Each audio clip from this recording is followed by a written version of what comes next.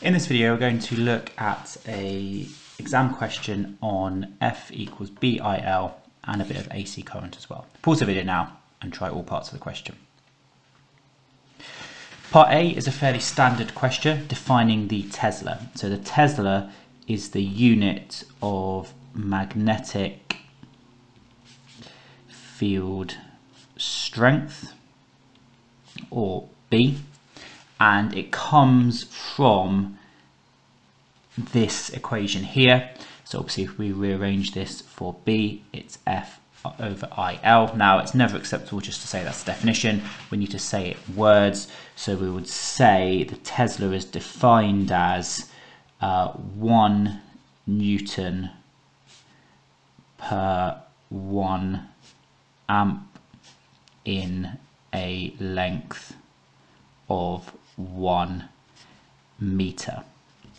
Well, actually, that's not quite. I suppose it is the definition if once we combine it with this. It's the unit of magnetic field strength, and then I would say defined as 1 Newton per 1 amp in a length of 1 meter.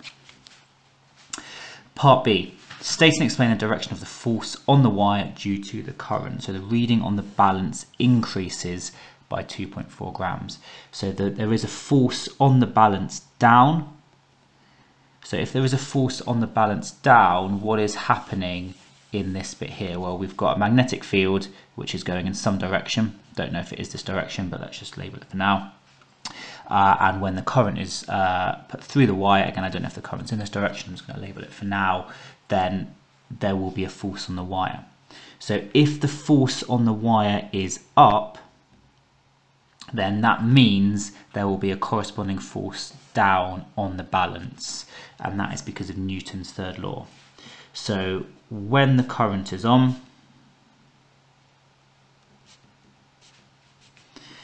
there is an upwards force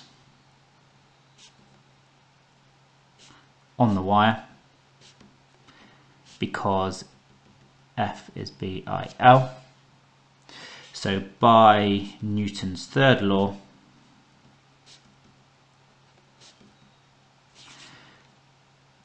there is an equal plus opposite force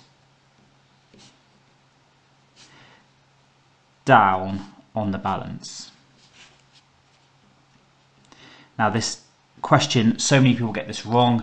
You have to remember it's Newton's third law, equal and opposite, so very often it's the opposite direction to the one you intuitively think it will be.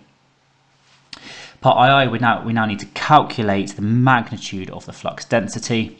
So we obviously use our relationship or definition from here. So what is the force? Well, we've been given 2.4 grams. So we obviously want that in kilograms, times 10 to the minus 3 kilograms, but that's not a force, times by 9.8 newtons per kilogram, because weight is mg, F is mg, divided by our current, 5.6 amps, that's easy, and then times by our length in meters, so that's 6.4 times 10 to the minus 2 meters. Put that all in your calculator and you get 0.66 Tesla when you round to 2SF. And then finally here we've got a low frequency alternating current is passed through the wire. The RMS value of the current is 5.6 amps, described quantitatively, so that means numerically with numbers, the variation in the reading seen on the balance. So we need to obviously just think about what RMS means. So this is the current, it's AC, it's doing this. This is the RMS. So the peak current is root 2 times the RMS, and that will obviously be positive and it'll be negative at some other time because it's an alternating current.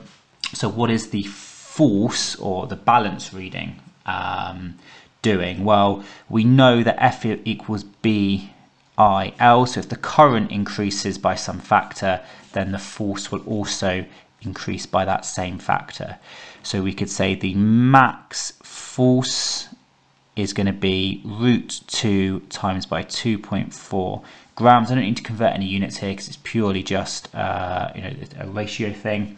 So that's going to be 3.4 grams, and then it will vary from plus 3.4 grams to minus 3.4 grams over the cycle. So when the current is in the opposite direction, we will then have the force on the wire acting down. So there'll be an equal and opposite force on the balance up. So there'll be this decrease in reading. Now, I will probably just add very force plus 3.4 to minus 3.4 grams continuously over the AC cycles, just to make it clear that I know that it's continuously changing as long as this AC current is on.